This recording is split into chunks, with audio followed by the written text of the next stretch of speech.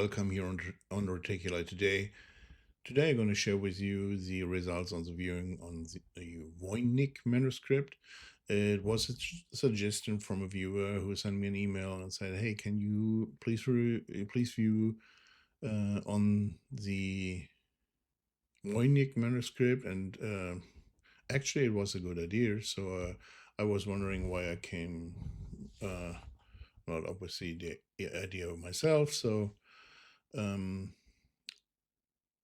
here it is. Here are the results of the Voynich manuscript. The Voynich manuscript is a manuscript that was written in the 15th or 14th century with an unknown language. The script was studied for almost, I think, 100 years now, and nobody could translate it. And there are depictions of humans and a lot of plants and herbs, and they don't match any plants or herbs here on Earth. So a lot of people thought it was extraterrestrial or from another dimension and stuff like that. And some people thought it was just nonsense. The language makes no sense, and the depiction makes no sense, but the viewing came to a completely different result. I can tell you where it originated and who was the author and what's the content. I could not translate it. I can tell you, I can give you a brief description of what's inside the book and what it is about. So let us start with the location, and I have to read this. It's originated about 20 miles south of Milan. The place is called Gratiarum Cartusia, or Certosa di Santa Maria della Grazia. First, the first name was Latin, and then it was in Italian. It's northern Italy, and it's, as I said, about 20 miles south of Milan. And that's the name it was called back then. Today it's called Certosa di Pavia. Certosa di Pavia. It is called today. So, and that's where it originated. And I think 100 or 200 years after it was built, it became a monastery officially. But before it became a monastery, they left monks. They lived there and studied there because the family who built this building were kind of very religious, as many people were at that time. So they gave monks the opportunity to live and study there. So there was a monk. He was in his late 20s or early 30s, I would think. He was studying plants, herbs, and the effect on humans, like tinctures and infusions or teas. So, and when he was studying the plants and was drinking teas and studying the effect on humans, he realized that there were some plants changing the kind of his perception of his environment. So the perception of his environment completely changed after the influence. He actually uses drugs, and he realized the herbs or the plants he was looking at when he was sober looked completely different when he was under the influence. So he checked it out on other people and put them under the influence, but they couldn't repeat the results. They had other versions, but they didn't have any versions of the plants that looked different when he was sober. So he decided to make sketches and drawings when he was under the influence about the plants. So this is what you actually see in the Voynich manuscript. There are a lot of depictions of plants. Let me pull this up. A lot of depiction of plants, very strange looking, with roots, leaves, and blossoms. So and they doesn't match any known plant on Earth. So therefore, a lot of people thought it was a book from another dimension or from outer space. But actually, it is a journal of a guy who was under the influence. So when he was under the influence, he could remember, or after he was under the influence, he could remember of some details of the plant. So he wanted to write it down. But the problem was there were not only plants. His vision were not only about plants, they were only about naked women. So he got aroused and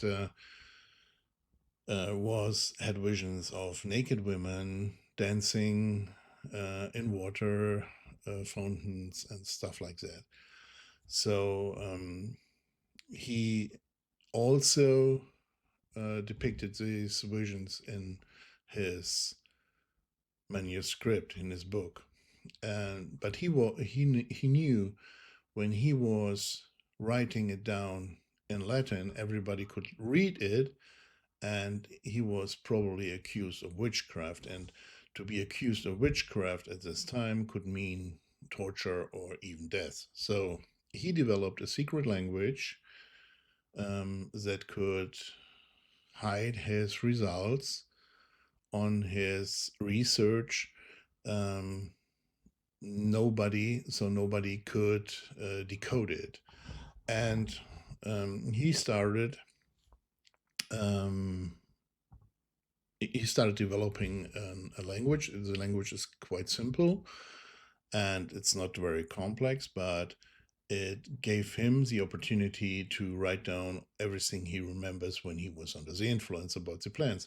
And the effect from the plants, he took the effect from the plants completely different or in an opposite way when he was sober or when he was under the influence. For example, if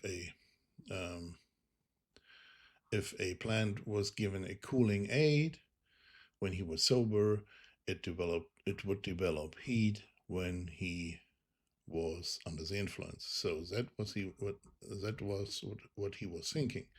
So but he was so obsessed with changing water. It's about changing water. He was obsessed with the change of water if you put herbs or other plants in water like tea or tinctures, that it would change, and then you got a liquid that could heal you or has the effect of drugs. So he thought if you put women into water, it would change the water like plants do, like with their private parts. So he thought if you put young women in a fountain of water, it would become a fountain of use for the older women. So, and he was so obsessed that he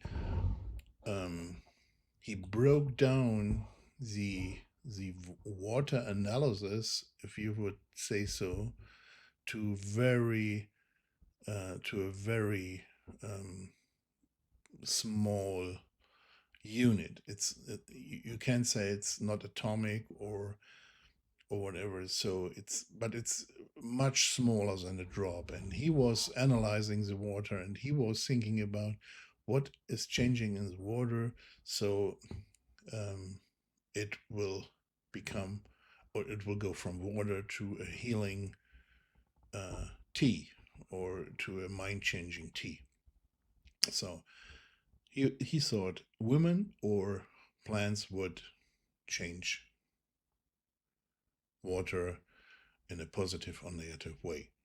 And he also gave advice for women. Back then, the children who were born in autumn or winter, there were a very high rate of infant mortality. So he advised, if a woman would take a bath, let me look this up.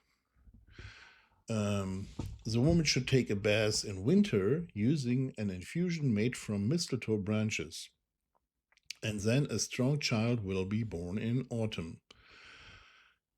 That means if a woman is impregnated in winter when she was bathing in mistletoe tincture or infusion, then a child would be born in the next autumn or winter. So it has